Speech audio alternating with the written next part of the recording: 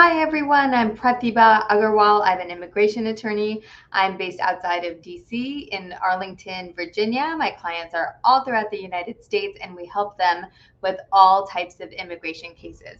We only work on immigration cases, but we do handle any type of immigration case that you might have. For example, we work with employers, companies that might want to sponsor individuals for green cards, temporary work visas. We evaluate the options. We let you know what you might qualify for. So just as a heads up, we are a firm that only practices immigration law, and we are able to help you with pretty much any type of immigration law. And this is the important part to remember, is that no matter where in the US or abroad you're located, we can help you with your immigration case. My name again, if you're joining me and you haven't joined me before, it's Pratibha Agarwal. I'm an immigration lawyer, and I can help you with your immigration questions. If you want to ask a question, today is the day to kind of do that. I will be offline for a couple of days visiting my family for the Thanksgiving holiday. I hope that you guys get to do something really special and relaxing as well.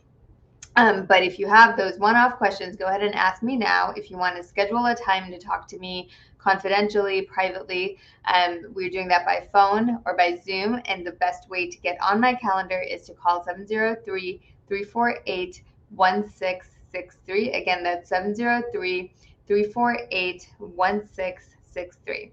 Hi, Beauty. Nice to see you. Thank you for joining. Again, I think you're a familiar audience member here. So, of course, many people just want to join and listen. Immigration law is complicated, and the more you kind of hear about it, the more you get familiar with it, the easier it is to understand and navigate the process. So I really do invite you to kind of sit here and listen, even if you don't have immigration questions, because you are just going to get familiar with the law and how it works. So today I kind of want to talk to you about a green card interview that I went to this morning with one of my older sets of clients that have been clients for a while. We have gone through kind of this complicated process of applying for their green card. So one of our clients is American, and she married somebody from Mexico. And the whole process has been a very long and windy road. And today, finally, their green card interview was scheduled here in the DC area, which is where I am located. And I was able to go to the green card interview, and I kind of want to give you some insights on what I saw.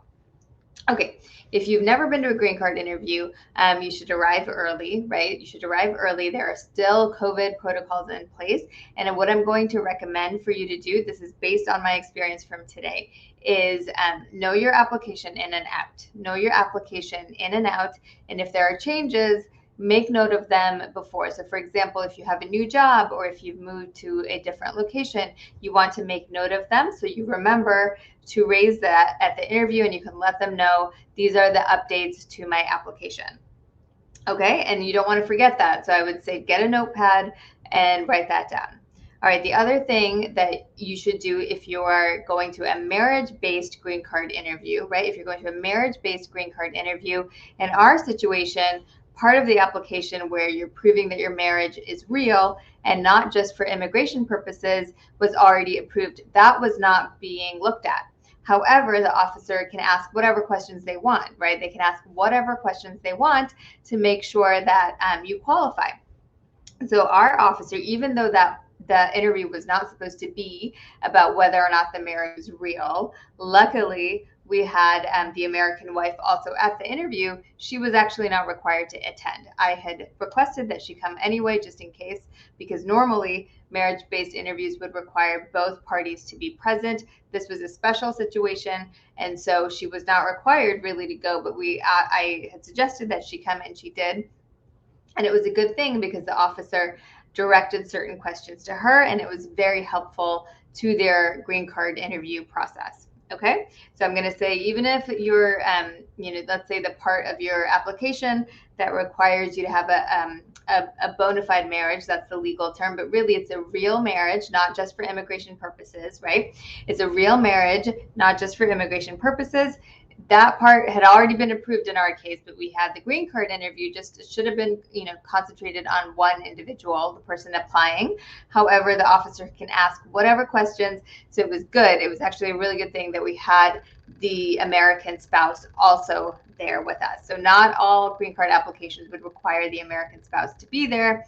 This was one of them, but we had her there, and it was actually very helpful because she could tell her side of the story, how they met, and it helped bolster their case and show the USCIS officer that they had a real marriage, not just for immigration purposes. Okay. So even if you're applying for a normal green card through marriage, I would say bring your spouse, even if they're not listed or the interview notice doesn't suggest that they come. All right. Okay. So then the next thing is, even if they're not looking at bona fides of the marriage, which means proof that it's a real marriage, not just for immigration purposes, I would suggest bringing additional documents. So things like your recent bank statements, right? Maybe in the past 3 months, because usually it's been over a year since you've submitted. Recent photographs, if you've taken any trips together, bring itineraries of that. You can also refer to your previous application and give copies of that if you want to. But all of those things were very, very helpful. The types of questions that were asked of us, right? The types of questions that were asked of us were things like, hi, Brian, hope you're doing well. The types of questions that were asked of us were things like how did you meet? How did you decide to get married? Where did you get married? Who attended the wedding? So details about the actual wedding process. How did you manage to be long distance? How did you end up coming to the US? So lots of questions of that nature were asked to my clients, and they did a great job answering that, because obviously if you're married not just for immigration purposes, you do have that story, and it's genuine and real, and it comes out when you give those kinds of details, right? Okay, the other thing is we had an interpreter present at our interview. We had an interpreter present at our interview. Normally I've walked in and the signs do say, I'm going to say the signs do say, do not bring the interpreter in because of COVID purposes, that they should wait outside. They should not come in. And I've gone in several times with my interpreter just because I don't want to have to rely on phone connection or people being able to hear the phone and whatnot. And they've let the interpreter in usually. Today they did not let the interpreter come into the room. We had I would say a more strict officer than I was used to. And our interpreter was asked to kind of leave and be available by phone, which worked out just fine. So if you're worried after about the interpreter, it will be fine. They will be available on speaker. If you're using an interpreter, obviously you should bring an interpreter. It can't be anybody who's a party to the application. Like, for example, if your wife is sponsoring you, your wife can't also be the interpreter. You need another person to be there to be the interpreter at your green card interview. Okay? And it could be anyone. It doesn't have to be a certified person or anything like that. All right. So you could you could bring whoever, and they for us, because of COVID reasons, they had to wait outside, and they were available by phone, which worked out just fine in our case. What I'm going to tell you is, if you're using an interpreter, you should make sure you understand the question. If you can't hear them, clarify, because if you answer a question and you didn't hear it properly, then it's going to reflect on you if it didn't work out, right? It's going to reflect on you if for some reason you didn't answer accurately because you didn't hear. Everyone is going to assume that you can understand the question and that you can hear the question. So if you can't hear or you don't understand, you should speak up and ask them to repeat it, or ask them to rephrase it, or ask them to make the volume louder, right? You can totally do that. Okay. Well, that's pretty much my tips. Our interview went really well. Our clients were, I don't even think they were nervous. They were so prepared and they were so ready for this. It had been so many years. And we were told that, pending a background check, which they do in every case, that the case should be approved, which is so exciting. It touches my heart. This is one of my favorite clients, just because I don't like to play favorites with my clients, but I've been with them for so long, and they've gone through such a long process to get here.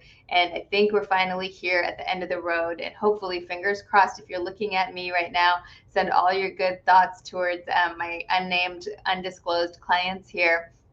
And I hope to give them their green card in about 2 weeks is what I'm looking at. Okay, in about 2 weeks. So it's been a long and windy road, but it is a light at the end of the tunnel. And I hope that everything goes well for them. And it's wonderful to start off our Thanksgiving holiday with this. So I guess before I jump on to my next point here, I want to say I'm very grateful for the people that have put their faith and their trust in our law firm and in me for helping them with their applications, for helping them with things that are so important to them and that impact their life in such a significant way. So that is one of the things I am thankful for among many other things.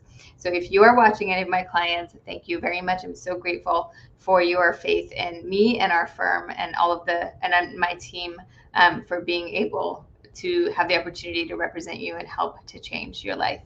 Okay, if you want to call us, if you're not our client, if you want to reach out to us, please feel free to do so. 703-348-1663. Again, that's 703-348-1663. Yuraja is saying, hi, ma'am, how are you? I'm doing well, thank you. Andrea is saying, what's the next step after all the necessary documents were submitted? I'm not sure what part you're talking about. After you submit the documents, if you submit it to the government, then usually you get your fingerprints scheduled, but I don't know what kind of application you're referring to. So I will leave that question and you can add in details. You can call our office if we can give you some more information on that. Okay, you can reach us at 703-348-1663. I'm going to let everyone know that our office is closed this Thursday and Friday. We are open tomorrow. So if you want to give us a call tomorrow, you're welcome to do that. Our office is closed Thursday and Friday. But I hope to see you on Monday when I'm back in the office. If you want to schedule a call on your own, look at our calendar while our office is closed, you're welcome to do that. You can go on Facebook, and one of the first posts is a link to scheduling a consultation with us. In our consultation, we can talk about your immigration issue. Everything is confidential. We do not share with anyone else that might call about your case. So I would suggest getting on our calendar now because we tend to get busy on weeks after holiday weeks. All right. Okay. I want to stay on and I want to answer your questions. I don't see a ton right now, which is good. I hope that means that you guys have it under control. But if you have anything you want to reach out to us, please feel free to do so. Again, my name is Pratibha Agarwal. I'm an immigration attorney, and I look forward to meeting some of you soon. All right. Thank you so much for joining me today. Have a wonderful, wonderful Thanksgiving week if you're starting early, and I will see you very soon. All right, everyone. Thank you. Bye.